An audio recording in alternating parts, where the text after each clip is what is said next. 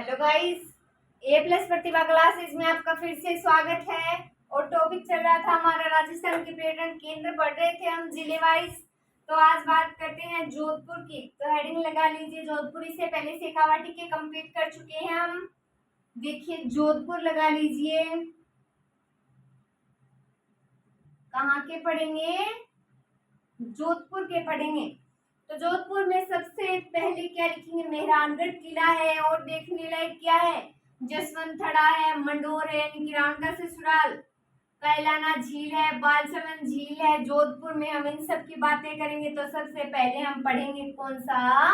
मेहरानगढ़ का किला। तो लगाइए हेडिंग जोधपुर लिखिए। सबसे पहले जोधपुर में लिखिए मेहरानगढ़। पहले इसकी थोड़ी बात कर लेते हैं मेहरानगढ़ की। तो मेहरानगढ़ की अगर बात की जाए तो यानी कि इस किले की तारीफ पूरी दुनिया में की जाती है। किसकी? मेहरानगढ़ दुर्ग की। आपको पता है डायग्राम मुझे नहीं बनाने आते, लेकिन फिर भी आप समझ लीजिए एक बार।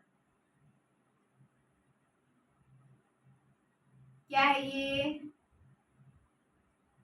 दुर्ग है, मान लीजिए विशाल दुर्ग है ये। क्या है ये? मेहरानगढ़। डायग्राम पे ज्यादा गौर मत कीजिए। क्यों? कौन सा दुर्ग है ये? मेहरानगढ़ दुर्ग है। कौन सा दुर्ग? मेहरानगढ़ दुर्ग। तो इस किले की क्या है? स्मृति है। इस किले की नींव है, मजबूत है।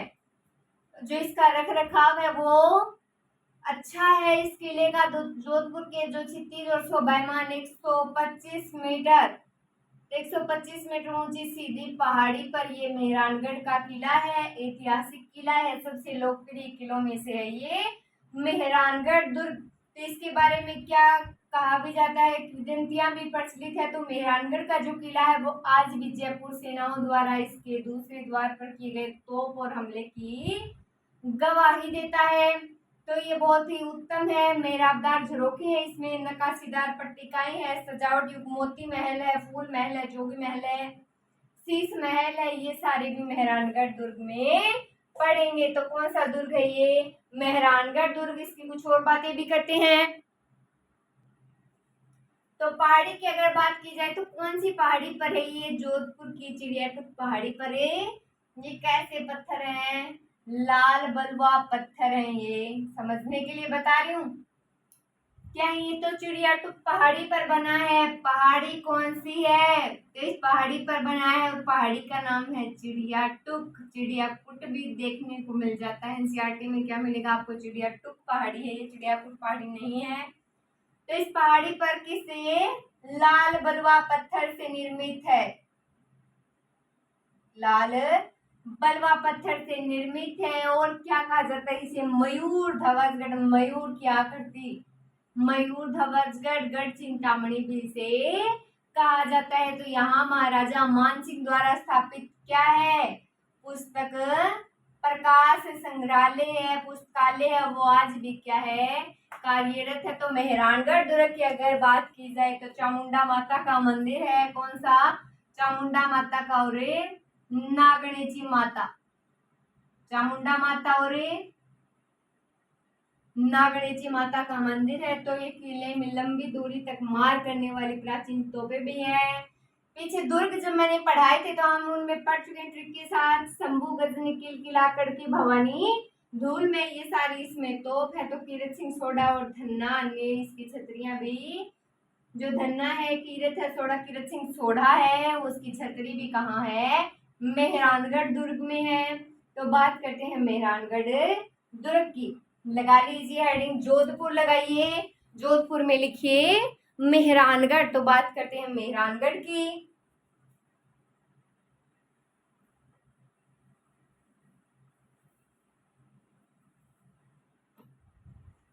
लिखें, मेहरानगढ़ में लिखना है। सबसे पहले नोट करेंगे किससे निर्मित है, कहाँ, कौन सी पहाड़ी पर है। तो लिखिए जोधपुर की चिड़ियाटुक पहाड़ी पर। लिखें जोधपुर की, कहाँ की? जोधपुर की चिड़ियाटुक पहाड़ी पर। चिड़ियाटुक पहाड़ी पर।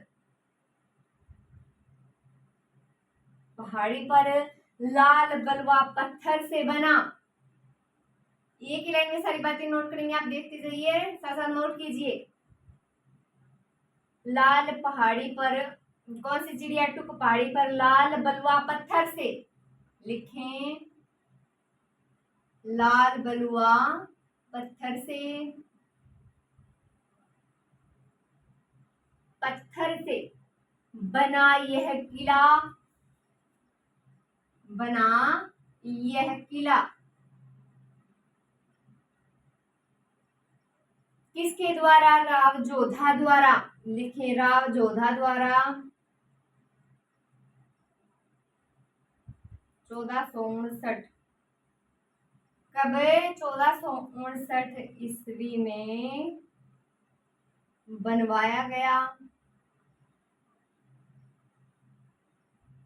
1459 ईस्वी में बनाया गया। इसे मयूर ध्वजगढ़ और गढ़ चिंतामणि भी कहा जाता है। उपनाम लिख लीजिए जो मोस्ट बार बार पूछे जाते हैं। उपनाम या अन्य नाम क्या है? अन्य नाम मयूर ध्वजगढ़,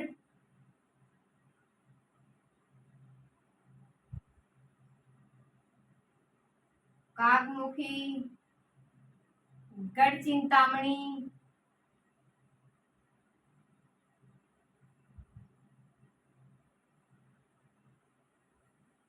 कर लीजिए नोट।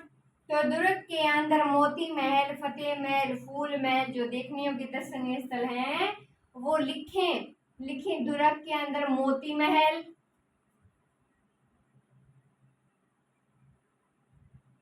लिखें दुर्ग के अंदर मोती महल, मोती महल, फतेह महल, फतेह महल, फूल महल, श्रृंगार महल, तखत विलास, चोखेलाव महल, लिखे तखत विलास, चोखेलाव, इतनी नोट कर लीजिए बस। चोखेलाव महल, एक मोस्ट वो तो लिखना पड़ेगा। लिखिए श्रृंगार चौकी यानी कि राज तिलक स्थल जो है वो उनका, महाराणाओं का। लिखें श्रृंगार चौकी है, ये श्रृंगार चौकी नहीं है, श्रृंगार चौकी ब्रैकेट में लिख सकते हो। राज तिलक स्थल,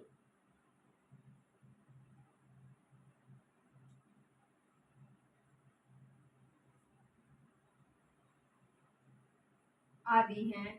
तो यहाँ महाराजा मानसिंह द्वारा स्थापित पुस्तक प्रकाश पुस्तकालय भी है जो आज भी कार्यरत है। तो लिख लीजिए, लिखिए महाराजा मानसिंह द्वारा स्थापित, लिखें यहाँ महाराजा मानसिंह द्वारा स्थापित, महाराजा मानसिंह द्वारा स्थापित क्या है उनके द्वारा स्थापित? पुस्तक प्रकाश, लिख लीजिए पुस्तक प्रकाश, पुस्तक प्रकाश पुस्तकालय आज भी कार्यरत है। दोनों बातें आ गई इसी में। तो देखिए क्या पढ़ रहे हैं, मेहरानगढ़ पढ़ रहे हैं। क्या पढ़ रहे हैं? मेहरानगढ़। तो जोधपुर की चिड़िया टुक पहाड़ी पर किसे लाल बलुआ पत्थर से, किसे लाल बलुआ पत्थर से बना यह किला राव जोधा द्वारा कब 1459 ईस्वी में बनवाया गया। कब बनवाया गया? 1459 ईस्वी। तो उपनाम है मयूर ध्वजगढ़, काकमुखी, गढ़ चिंतामणि, ये इसके उपनाम है। तो दुर्ग के अंदर है मोती महल, फतेह महल, फूल महल, श्रृंगार महल, तखत विलास, चोखीलाव महल, श्रृंगार चौकी, राज तिलक स्थल है ये श्रृंगार चौकी। तो ये सारे यहाँ स्थित है और यहाँ महाराजा मानसिंह द्वारा स्थापित पुस्तक प्रकाश पुस्तकालय है जो आज भी कार्यरत है।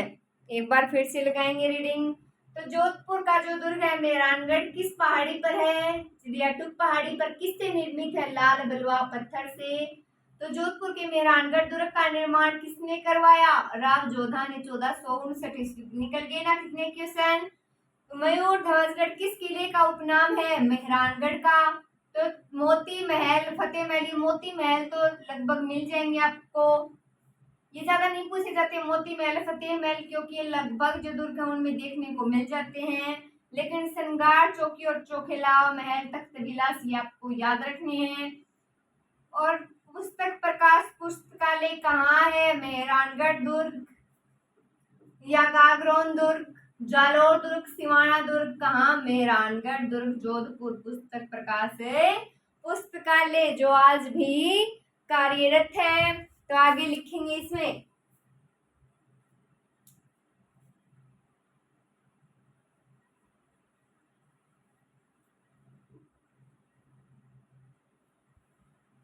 आगे लिखिए, यह चामुंडा माता मंदिर, यहाँ चामुंडा माता मंदिर और नागणेची माता का मंदिर प्रसिद्ध है। लिखें, यहाँ चामुंडा माता मंदिर, चामुंडा माता मंदिर, एक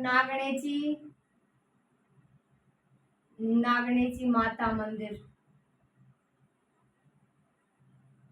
प्रसिद्ध है। तो इस किले में लंबी दूरी तक मार करने वाली प्राचीन तोपें भी हैं। तोप लिख लीजिए,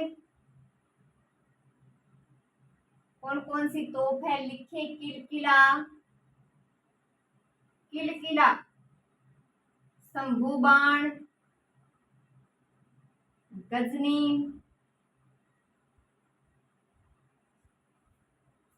और कौन सी है? कड़क बिजली, बिच्छू बाण, कड़क बिजली, बिच्छू बाण,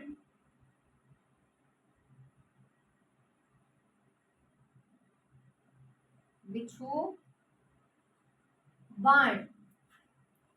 और क्या है? तो शंभू बाण है, गजनी खां जो है तोपों के नाम है ये। कड़क बिजली है, बिच्छू बाण है, रहस्य कला, नुसरत गुबार, गजक। वैसे तो ये बहुत सारे हैं लेकिन प्रमुख यही है, शंभू, गजनी, किलकिला, करकी भवानी।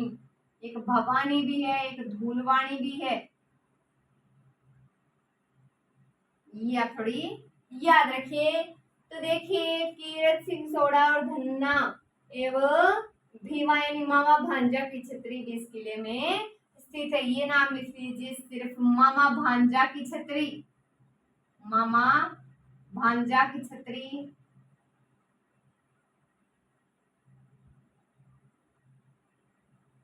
स्थित है। तो देखिए, जोधपुर मेहरानगढ़ दुर्ग पढ़ रहे हैं। कौन सा दुर्ग? मेहरानगढ़ दुर्ग। तो इसमें चामुंडा माता का मंदिर प्रसिद्ध है और नागणेची माता का मंदिर प्रसिद्ध है। किनका?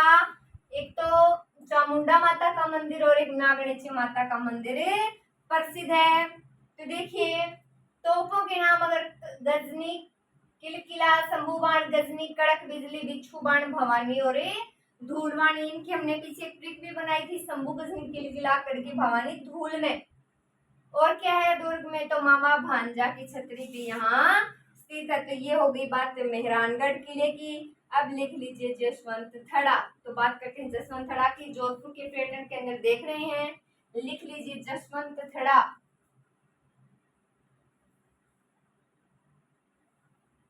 लिखें जसवंत थड़ा।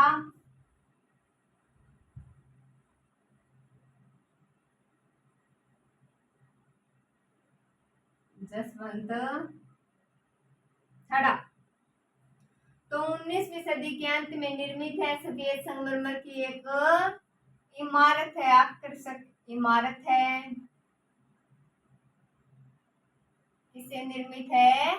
सफेद संगमरमर से निर्मित है। और आकर्षक इमारत है कौन सी, जसवंत थड़ा। तो ये किसको समर्पित है, ये समर्पित है जसवंत सिंह द्वितीय को। याद रखिए सिर्फ नाम है जसवंत थड़ा, जसवंत थड़ा, दो नाम है ना, जसवंत और थड़ा, तो किसको समर्पित है, जसवंत सिंह का थड़ा, जसवंत सिंह राव थड़ा, ये सारे अलग अलग हैं। तो जसवंत थड़ा की अगर बात पूछी जाए तो इसमें कितने नाम है, दो ही नाम है, तो दो से याद हो जाएगा, जसवंत सिंह द्वितीय को समर्पित है। और इसके उत्तराधिकारी कौन है, जो निर्माण है इनके उत्तराधिकारी कौन थे, सरदार सिंह। तो सरदार सिंह ने इसका निर्माण करवाया। और राजस्थान का ताजमहल भी इसे कहते हैं, क्या है ये, राजस्थान का ताजमहल। जसवंत थड़ा को क्या कहा जाता है, राजस्थान का ताजमहल भी कहा जाता है। जसवंत थड़ा में इतनी बातें नोट करें, किसको समर्पित, जसवंत सिंह द्वितीय को क्या कहा जाता है, राजस्थान का ताजमहल निर्माण करवाया, सरदार ने, सरदार नाम याद रख लीजिए। तो बात करते हैं, इसमें आगे नोट कीजिए, जसवंत थड़ा में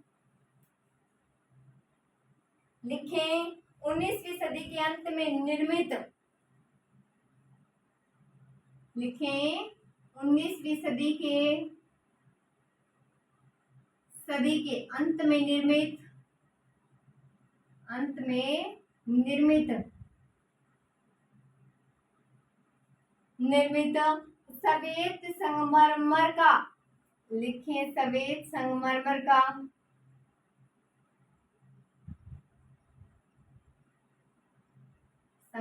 का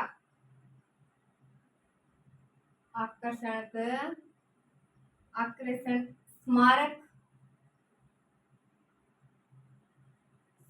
है।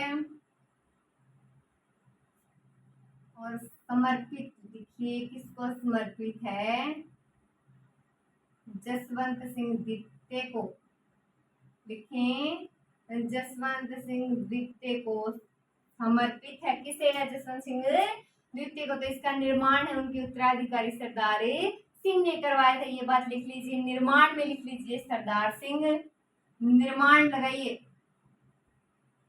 निर्माण सरदार सिंह ने निर्माण करवाया है, सरदार सिंह ने।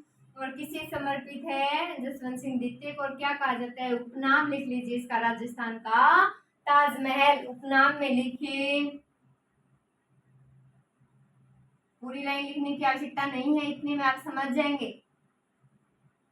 उपनाम लिखिए राजस्थान का ताजमहल। तो देखिए इतनी बातें पढ़नी हमें जसवंत थड़ा की। तो देखिए 19वीं सदी के अंत में निर्मित सफेद संगमरमर के आकर्षण स्मारक है ये। तो समर्पित किसे है, जसवंत सिंह द्वितीय को, निर्माण सरदार सिंह ने, और उपनाम है राजस्थान का ताजमहल। क्या उपनाम है, राजस्थान का ताजमहल। आगे लिखें, मंडोर लिख लीजिए, जोधपुर के अंदर लिखिए मंडोर,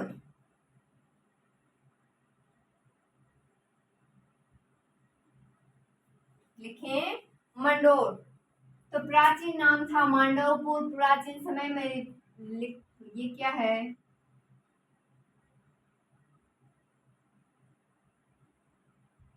ये मान लीजिए आप क्या है, मंडोर है,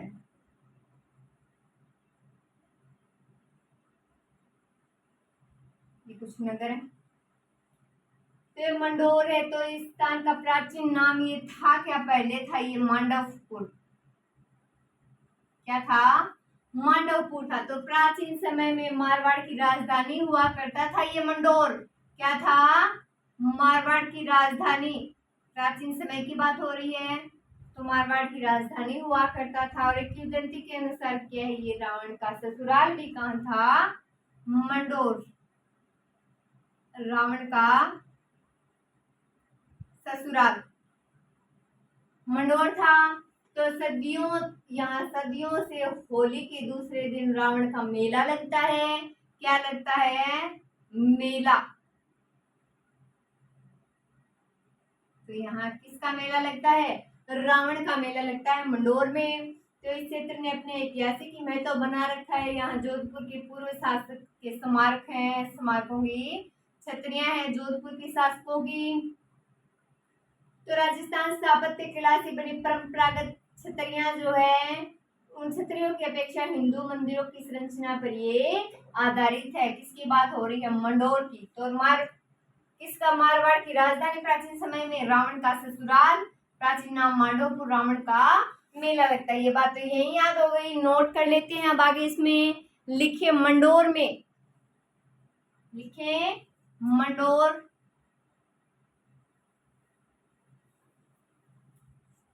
मंडोर में नोट कीजिए, इस स्थान का प्राचीन नाम लिख लीजिए मांडवपुर। प्राचीन नाम, प्राचीन नाम देखिए मांडवपुर, प्राचीन नाम है मांडवपुर। तो यह पुराने समय में मारवाड़ राज्य की राजधानी हुआ करता था। लिख लीजिए, प्राचीन समय में मारवाड़ राज्य की राजधानी, प्राचीन समय में, प्राचीन समय में मारवाड़ राज्य की राजधानी की राजधानी हुआ करता था।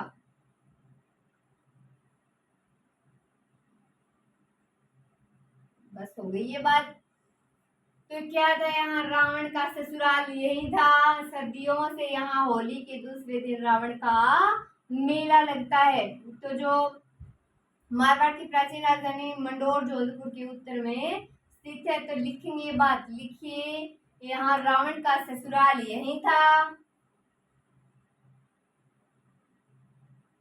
रावण का ससुराल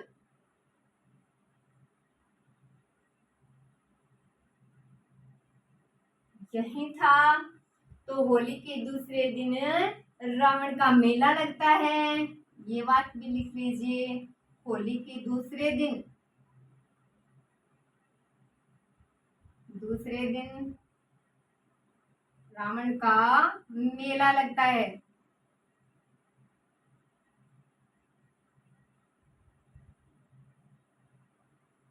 रावण का मेला लगता है। तो मारवाड़ की प्राचीन राजधानी मंडोर जोधपुर के उत्तर में स्थित है। और ये इसका यानी कि अपना ऐतिहासिक महत्व है। तो यहाँ जोधपुर के पूर्व शासकों के स्मारक एवं छतरियां हैं। ये बात लिख लीजिए, लिखिए यहाँ जोधपुर के पूर्व शासकों के, लिखिए यहाँ जोधपुर के पूर्व शासकों के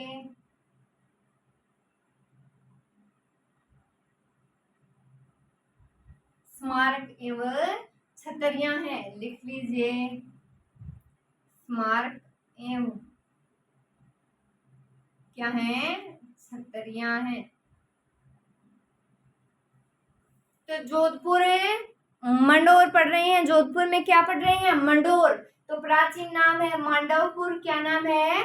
मांडवपुर। तो प्राचीन समय में मारवाड़ राज्य की राजधानी हुआ करता था। कौन सा? मंडोर की बात हो रही है। तो रावण का ससुराल था यहीं पर। होली के दूसरे दिन रावण का मेला लगता है। और जोधपुर के पूर्व शासकों के स्मारक एवं छतरियां यहीं स्थित है। तो एक बार फिर से रिवाइज कीजिए, मंडोर।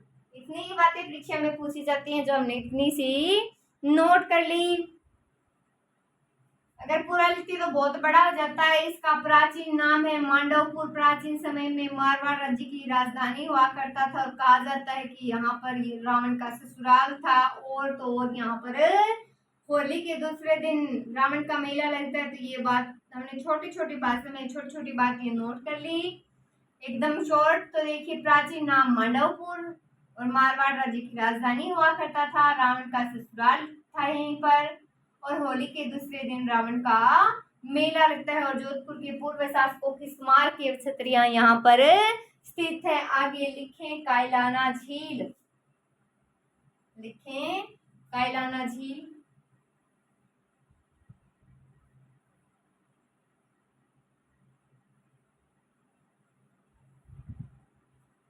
लिखें कायलाना झील।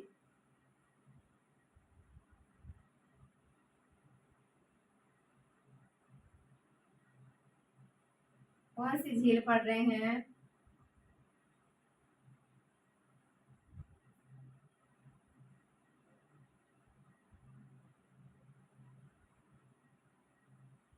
तो ये है कायलाना झील। तो जैसलमेर रोड पर कृत्रिम है ये कायलाना झील, एक सुंदर पिकनिक स्थल है। लिख सकते हैं आप, पिकनिक स्थल है। क्या है? पिकनिक स्थल। तो कैनवास के चित्र जैसी दिखती है कायलाना झील, और आरटीडीसी के माध्यम से इस झील में विहार हेतु क्या है, नौकायन सुविधाएं भी उपलब्ध है। नाम सुनते हैं, क्या है? कृत्रिम झील। क्या होती है कृत्रिम झील? कोई बताए क्या होती है कृत्रिम झील? तो कृत्रिम झील वो होती है जो मानव अपनी आवश्यकताओं की पूर्ति के लिए, यानी कि मानव द्वारा निर्मित, तो जिसका निर्माण जो है मानव करता है अपनी आवश्यकताओं की पूर्ति के लिए, उसे क्या बोलेंगे? कृत्रिम झील। तो ये कृत्रिम झील है। ये बात नोट नहीं करेंगे, बस आपको याद होगी कृत्रिम झील बार बार आती है ये कृत्रिम नाम। तो मैं आपको बार बार ये बात बताऊंगी, मानव द्वारा निर्मित है, ये मानव द्वारा निर्मित है। कृत्रिम नाम आ जाए तो मानव ने किया है उसका निर्माण अपनी आवश्यकताओं की पूर्ति के लिए। तो लिखते हैं, बात करते हैं कायलाना झील की थोड़ी सी। लिख लीजिए, जैसलमेर रोड पर, जोधपुर के पड़े जैसलमेर रोड पर है। तो लिखिए जैसलमेर रोड पर, जैसलमेर रोड पर कृत्रिम झील कायलाना, कृत्रिम झील कायलाना एक सुंदर पिकनिक स्थल है। लिख लीजिए, एक सुंदर पिकनिक स्थल है।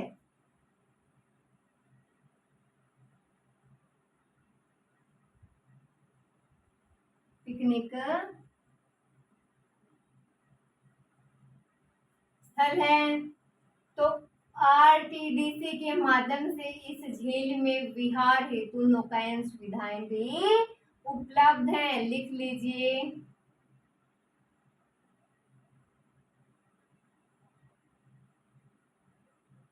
आरटीडीसी के माध्यम से झील में विहार हेतु, भ्रमण हेतु नौकायन सुविधा उपलब्ध है।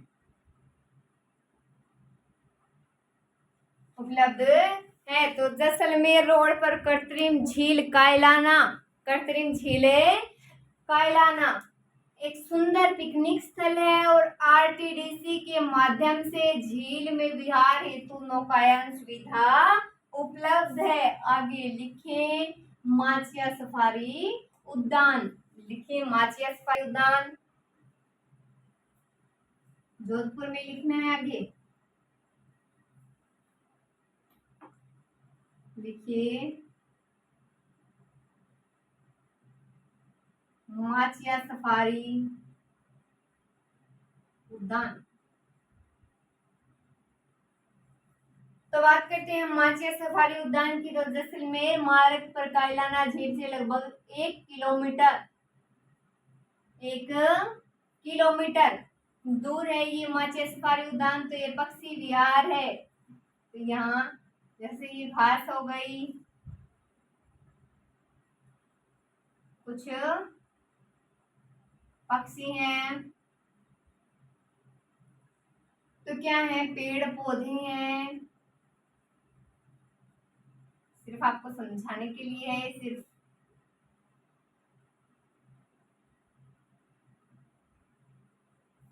तो देखिए ये है माचिया सफारी उद्यान। तो जैसलमेर मार्ग पर कायलाना झील से लगभग, कायलाना झील से पड़ जाता है लगभग, ये कायलाना झील है 1 किलोमीटर का गैप है। कितना गैप है? 1 किलोमीटर का। तो हिरण है, रेगिस्तानी लोमड़ियां विशाल जो बड़ी बड़ी आकार की, क्या है यहाँ पर? छिपकली है ये। तो बहुत बड़े आकार की यहाँ छिपकली है, लंगूर है, बंदर जैसे जैसे बंदर हैं और कई पशु भी हैं। तो उद्यान सूर्यास्त के दृश्य के लिए ये सुविख्यात है, यानी कि बहुत प्रसिद्ध। तो लिखेंगे माचिया सफारी उद्यान। तो लगा लीजिए हेडिंग माचिया सफारी उद्यान। बात करते हैं माचिया सफारी उद्यान में।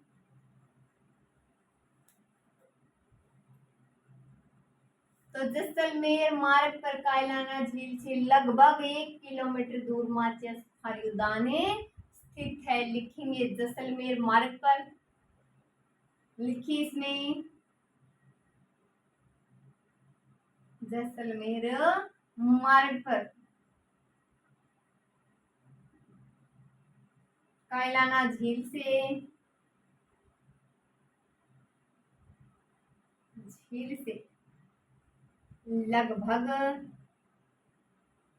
लगभग कितने? तो लिख लीजिए लगभग 1 किलोमीटर दूर, लगभग 1 किलोमीटर दूर माचिया सफारी उद्यान स्थित है। माचिया सफारी उद्यान स्थित है, उद्यान स्थित है। तो यह एक पक्षी विहार है, लिख लीजिए यह एक पक्षी विहार है, पक्षी विहार है। तो यहाँ पर लिख लीजिए, यहाँ हिरण, रेगिस्तान की लोमड़ियां, लिख लीजिए थोड़ा याद रहेगा। लिखे यहाँ हिरण, रेगिस्तानी लोमड़ियां, लिखे रेगिस्तानी लोमड़ियां,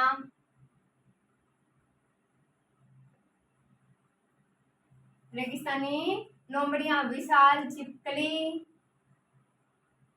छिपकलियां हैं बड़ी बड़ी, विशाल छिपकली,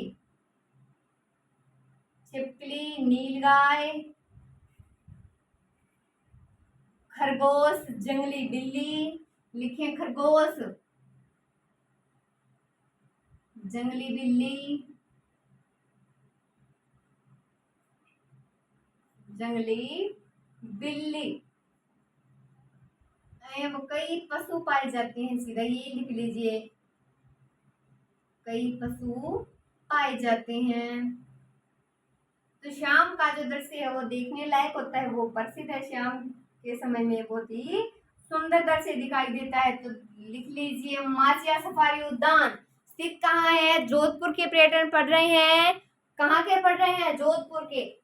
तो जैसलमेर मार्ग पर कायलाना झील से लगभग 1 किलोमीटर दूर, कितने किलोमीटर? 1 किलोमीटर दूर माचिया सफारी उद्यान स्थित है। यह एक पक्षी विहार है।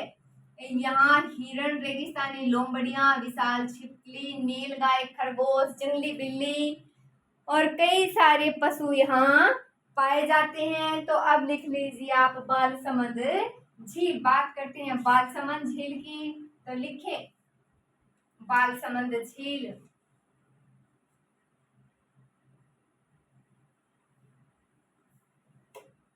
लगाइए जोधपुर में ही बालसमंद झील।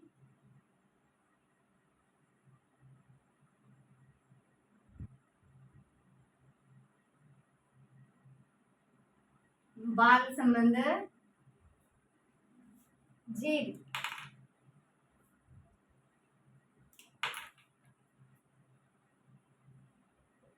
देखिए एक बार समझाने के लिए बनाई गई है। कौन सी झील है? तो ये अपनी बालसमंद झील।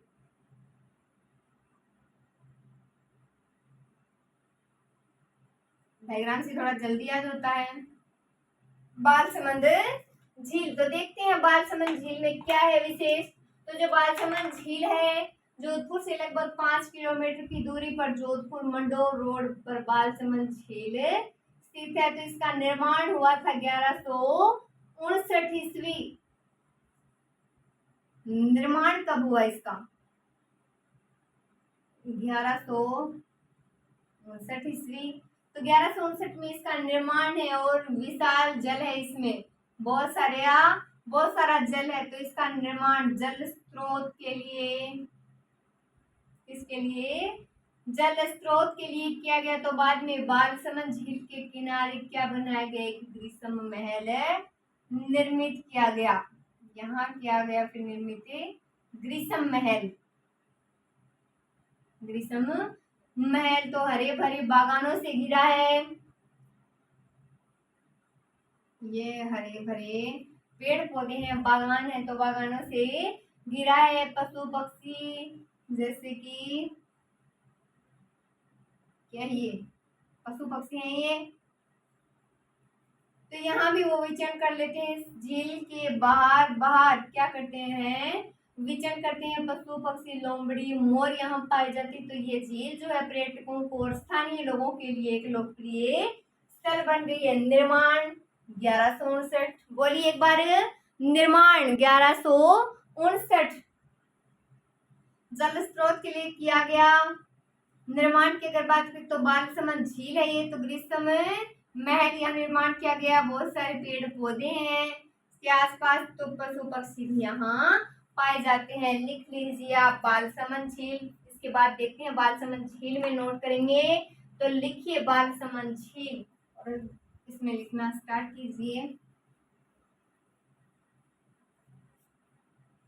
लिखिए बालसमंद झील में जोधपुर से लगभग 5 किलोमीटर की दूरी पर, लिखें जोधपुर से लगभग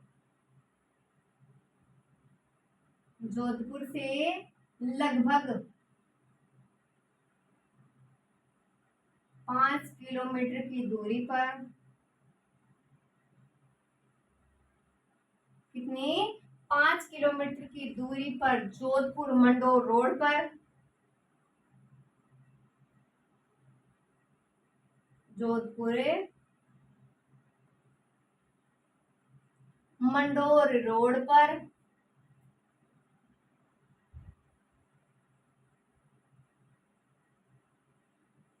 बालसमंद झील स्थित है। देखिए बालसमंद झील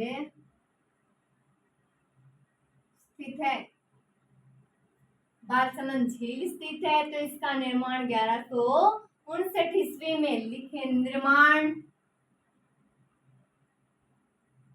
निर्माण की बात अगर की जाए तो 1159 ईस्वी में 1159 ईस्वी में किया गया। मंडोर के एक जल स्रोत के लिए किया गया। तो बाद में बालसमंद झील के किनारे, लिख लीजिए बालसमंद झील के किनारे ग्रीष्म महल भी निर्मित किया गया है। लिखिए बालसमंद झील के किनारे, बालसमंद झील के किनारे ग्रीष्म महल, कौन सा? ग्रीष्म महल भी निर्मित किया गया है। निर्मित किया गया है। तो जोधपुर से लगभग 5 किलोमीटर की दूरी पर, कितने किलोमीटर है? 5 किलोमीटर की दूरी पर जोधपुर मंडोर रोड पर बालसमंद झील स्थित है। तो इसका निर्माण किया गया 1159 ईस्वी। कब किया गया? 1159 ईस्वी। बालसमंद झील के किनारे ग्रीष्म महल भी स्थित है। क्या स्थित है? ग्रीष्म महल। तो पशु पक्षी जैसे लोमड़ी, मोर भी यहाँ पाए जाते हैं। लिख लीजिए पशु पक्षियों, लिखिए पशु पक्षियों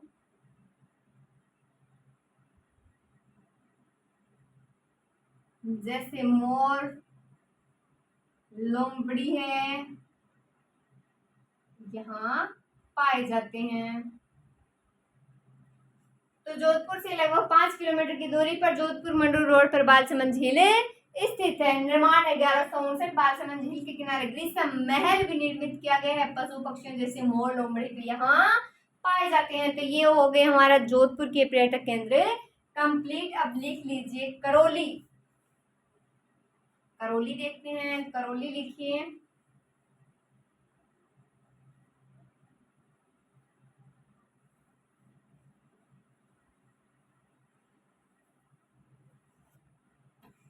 लगाइए हेडिंग करौली।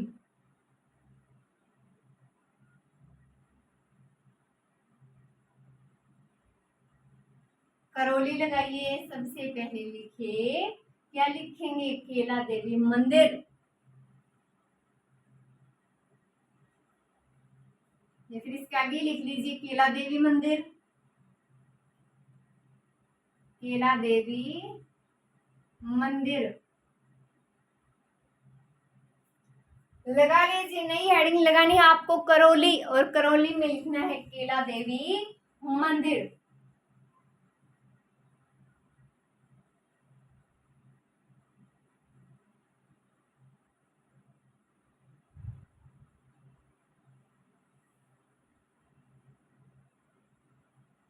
तो ये है केला देवी मंदिर है। ये स्थान कहाँ है? तो ये केला माँ की प्रतिमा है। कौन सा मंदिर है? केला देवी मंदिर। स्थित कहाँ है? करौली। तो करौली के बाहरी इलाके में लगभग 25 किलोमीटर की दूरी पर स्थित है। कितने किलोमीटर की दूरी? 25 किलोमीटर की दूरी। ये बात थोड़ी सी ध्यान में रखनी है, पूछ भी लिया जाता है कई बार। तो आगे देखिए, इसमें जो केला देवी है प्रसिद्ध देवी है, त्रिकुट पहाड़ी पर बीच इनमें स्थित है। जो त्रिकुट की पहाड़ियों के बीच कालीसिल नदी के किनारे बना हुआ है। कौन सी पहाड़ी? त्रिकुट पहाड़ी। कैसी पहाड़ियों पर है? त्रिकुट पहाड़ियों पर। और नदी कौन सी है? कालीसिल। तो यहाँ याद रख लीजिए थोड़ी, कालीसिल नदी। ये नदी है यहाँ कालीसिल नदी। तो त्रिकुटा पर्वत पर है, और इसकी स्थापना जो है 1100 ईस्वी में की गई थी। स्थापना देखिए कब की गई थी? 1100 ईस्वी में की गई थी। तो मान्यता क्या है कि केला देवी के मंदिर में प्रतिवर्ष हिंदी कैलेंडर के अनुसार बात कर रही हूँ मैं, चैत्र माह अंग्रेजी महीनों में मान लीजिए मार्च अप्रैल विशाल मेले का आयोजन होता है। हनुमान जी का मंदिर भी यही है, और यहाँ के लोग उसे लांगुरिया के नाम से पुकारते हैं। लांगुरिया गीत भी है, किसको समर्पित है? केला देवी को। लांगुरिया नृत्य भी है, किसे समर्पित है? केला देवी को। स्थान है करौली। तो इसमें ये बात लिख लीजिए। लिखिए केला देवी मंदिर। अब लिख लेते हैं इसके बारे में।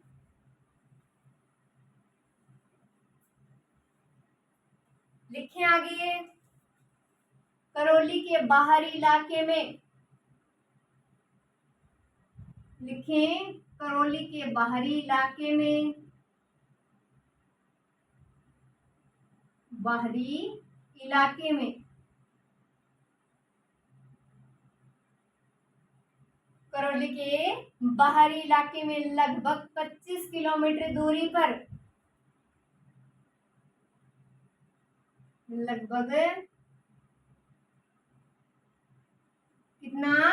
25 किलोमीटर की दूरी पर केला देवी का प्रसिद्ध मंदिर है। केला देवी का प्रसिद्ध मंदिर है, यह मंदिर है जो कि त्रिकुट की पहाड़ियों के बीच। लिख लीजिए इसी में, जो कि त्रिकुट की पहाड़ियों के बीच, त्रिकुट की पहाड़ियों के बीच कालीसिल नदी के किनारे पर बना है। लिखिए कालीसिल नदी के, कालीसिल नदी के किनारे पर बना है।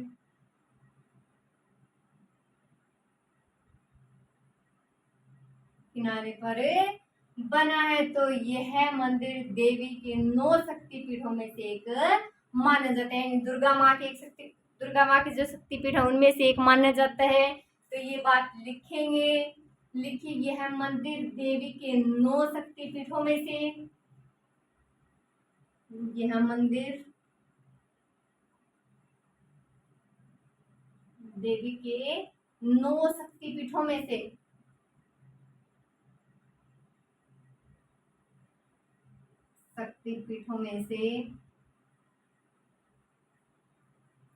एक माना जाता है, माना जाता है। तो देखिए पहले इतनी बात नोट कीजिए। तो करौली के बाहरी इलाके में लगभग कितने किलोमीटर, लगभग अनुमान है 25 किलोमीटर। कितने किलोमीटर है? 25 किलोमीटर की दूरी पर केला माता का मंदिर, केला देवी का मंदिर जो है स्थित है। त्रिकुट की पहाड़ियों के बीच काली सिंध नदी के किनारे कौन सी देवी का मंदिर बना है? केला देवी, वैष्णो देवी, आहू माता या अबल माता? तो कौन सी?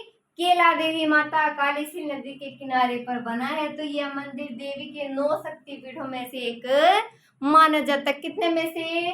9 शक्तिपीठों में से एक माना जाता है। आगे करते हैं बात इसकी। तो लिखें,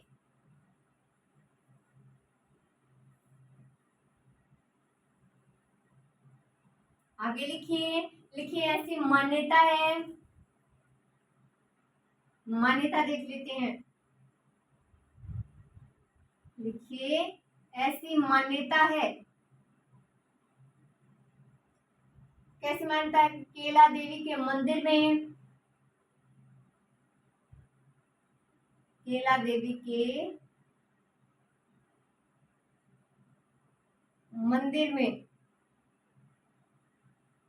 केला देवी के मंदिर में क्या होता है? प्रतिवर्ष हिंदी कैलेंडर के अनुसार, आप लिख लीजिए बात, हिंदी कैलेंडर के अनुसार बात हो रही है।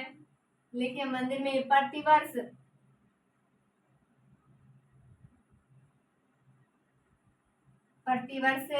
हिंदी कैलेंडर के अनुसार,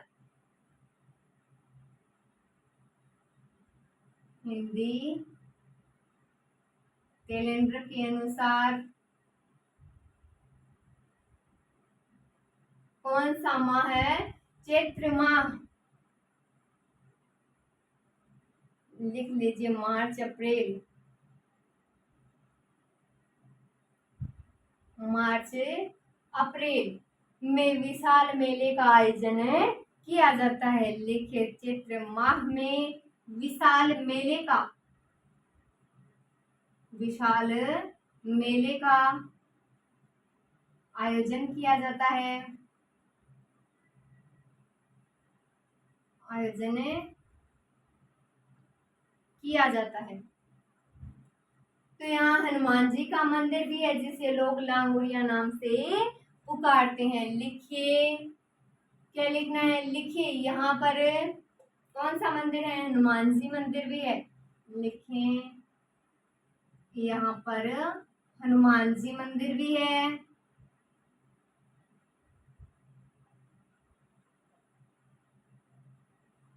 हनुमान जी मंदिर भी है जिसे यहाँ लोग लांगुरिया नाम से पुकारते हैं, जिसे यहाँ लोग लांगुरिया नाम से पुकारते हैं।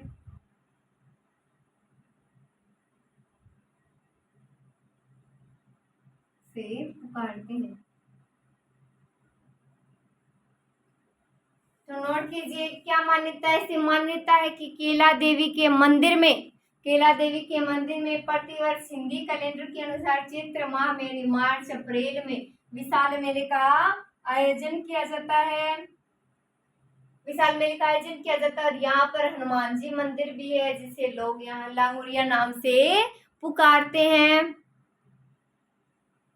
तो इसमें हम थोड़ी बहुत बातें और नोट करते हैं। इतनी बात हो गई। तो जो केला देवी है वो यादवों की, ये जो यादव राजवंश उनकी कुल देवी है। लिख लीजिए बात, लिखिए केला देवी, केला देवी करौली की यादव राजवंश की, यादव राजवंश की कुल देवी हैं, वंश की कुल देवी हैं। तो जो करौली जिले में कालीसिंध नदी के किनारे त्रिकुट पर्वत पर मंदिर जो पड़ा हमने मथुरा के राजा राघवदास ने बनवाया था, और इस मंदिर के सामने बोरा की छतरी स्थित है। तो लिख लीजिए, माता जी के पुरुष भक्तों को लांगुरिया और महिला भक्तों को क्या कहा जाता है? जोगनी कहा जाता है। ये लिख लीजिए, लिखिए माता जी के पुरुष भक्तों को,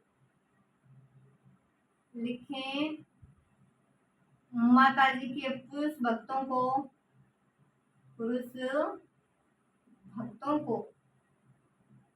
भक्तों को लांगुरिया, लांगुरिया एवं महिला भक्तों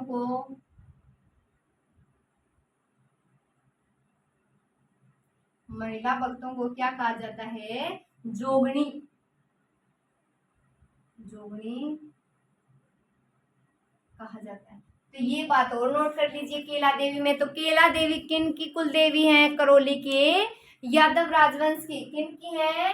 करौली की यादव राजवंश की कुल देवी है। तो देखिए, माता जी के पुरुष भक्तों को क्या कहा जाता है? लांगुरिया कहा जाता है। क्या कहा जाता है? लांगुरिया। और जो महिला भक्त है उन्हें क्या कहा जाता है? जोगणी। याद रखिए, पुरुषों को लांगुरिया और महिलाओं को जोगणी कहा जाता है। अब आगे बात करते हैं, लिख लीजिए श्री महावीर जी मंदिर।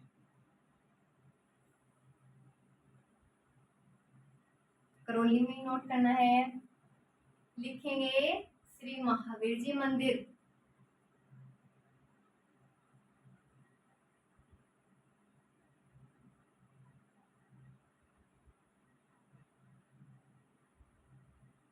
श्री महावीर जी मंदिर तो 19वीं सदी में बना बेजोड़ वास्तुशिल्प की संरचना है। महावीर जी का जो मंदिर है एक जैन तीर्थ स्थल है, और चैत्र शुक्ल पक्ष के 13वें दिन से कृष्ण पक्ष के वैशाख के पहले दिन तक यानी मार्च अप्रैल तक मेले का आयोजन किया जाता है, जिसमें हजारों जैन श्रद्धालु आते हैं। तो ये बात लिखेंगे, लिख लीजिए। करौली में क्या नोट करेंगे? श्री महावीर जी का मंदिर। तो पढ़ते हैं, श्री महावीर जी के मंदिर में लिखिए, क्या लिखे? 19वीं सदी में बना, लिखिए 19वीं सदी में बना।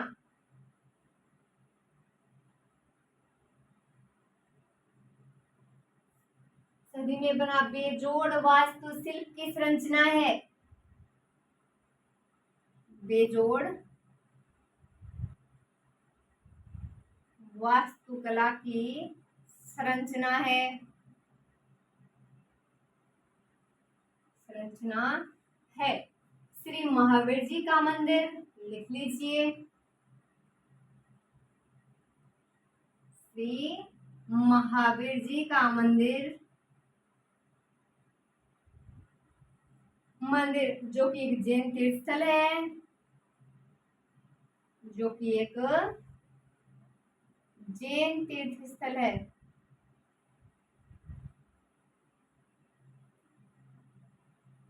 तीर्थ स्थल है। प्रत्येक वर्ष यहाँ चैत्र शुक्ल पक्ष के, लिखिए प्रत्येक वर्ष, प्रत्येक वर्ष, प्रत्येक वर्ष यहाँ चैत्र शुक्ल पक्ष के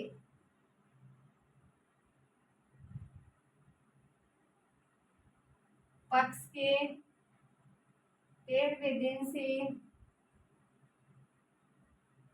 13वें दिन से कृष्ण पक्ष के वैशाख के, कृष्ण पक्ष के वैशाख से पहले दिन तक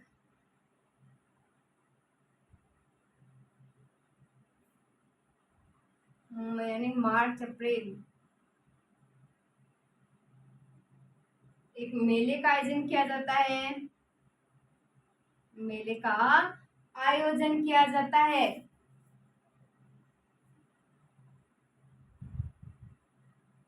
किया जाता है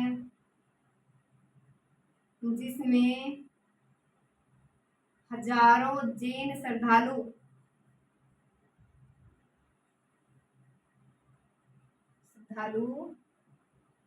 आते हैं। तो देखिए 19वीं सदी में बना बेजोड़ वास्तुकला की संरचना है। श्री महावीर जी का मंदिर जो है वो एक जैन तीर्थ स्थल है। क्या है? जैन तीर्थ स्थल। प्रत्येक वर्ष यहाँ चैत्र शुक्ल पक्ष के 13वें दिन से कृष्ण पक्ष के वैशाख से पहले दिन तक एक मेले का आयोजन किया जाता है, जिसमें हजारों जैन श्रद्धालु आते हैं। एक और लिख लीजिए, मेहंदीपुर बालाजी मंदिर, करौली में लिखना है।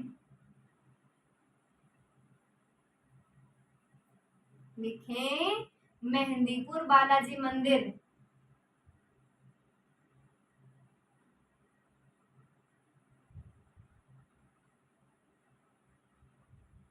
बालाजी मंदिर, तो मेहंदीपुर बालाजी मंदिर में देखिए लिखें करौली के एक गांव में मेहंदीपुर बालाजी में यानी हनुमान जी के मंदिर काफी दूर दूर तक मान्यता है कि पागल और बीमार लोग यहाँ लाए जाते हैं और अधिकतर बालाजी के आशीर्वाद से वो ठीक हो जाते हैं। तो लिख लीजिए आप बालाजी मंदिर, मेहंदीपुर बालाजी मंदिर में नोट करते हैं।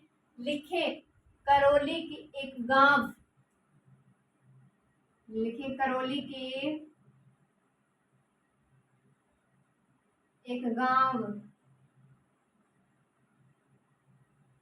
मेहंदीपुर में बालाजी मेहंदीपुर में बालाजी यानी हनुमान जी, जिनके हनुमान जी के मंदिर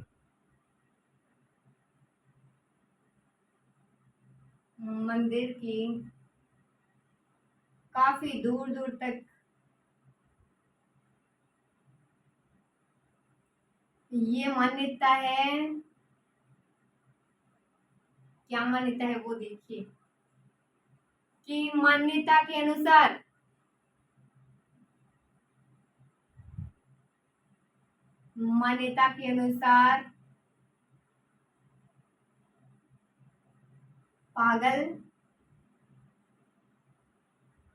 पागल एवं बीमार लोग यहाँ लाए जाते हैं,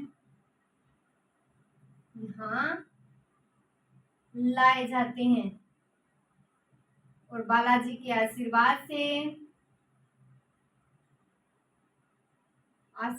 से वो ठीक हो जाते हैं।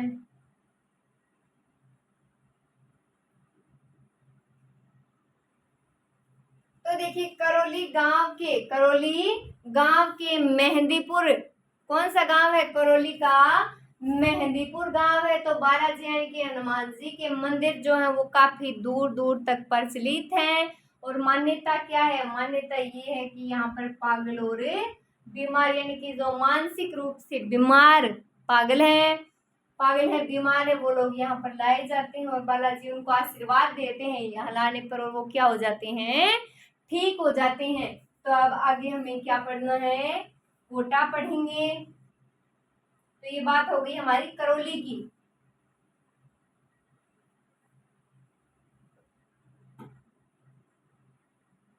तो इसके बाद हमें क्या देखना है? कोटा। तो कोटा के बाद हम आगे करेंगे। आज हमें इतना ही पढ़ना है। तो आज हमने क्या पढ़ा है? जोधपुर पढ़ा, सबसे पहले हमने मेहरानगढ़ पढ़ा, उसके बाद क्या पढ़ा है? जसवंतथड़ा पढ़ा। याद रखिए इनको, जसवंतथड़ा दो नाम है, किसको समर्पित? द्वितीय को। और क्या पढ़ा है? मंडोर पढ़ लिया है, कायलाना झील पढ़ ली है जो कि संपरीक्षा में आएंगे उसके, माचिया सफारी उद्यान पढ़ लिया है, और क्या पढ़ा? बालसमंद झील पढ़ी, केला देवी मंदिर और श्री महावीर जी मंदिर और मेहंदीपुर बालाजी मंदिर। तो आज हमने इन सब की बात की है।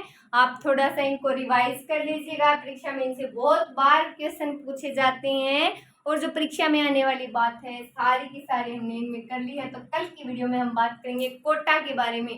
तो आज के लिए इतना ही। Thank you so much.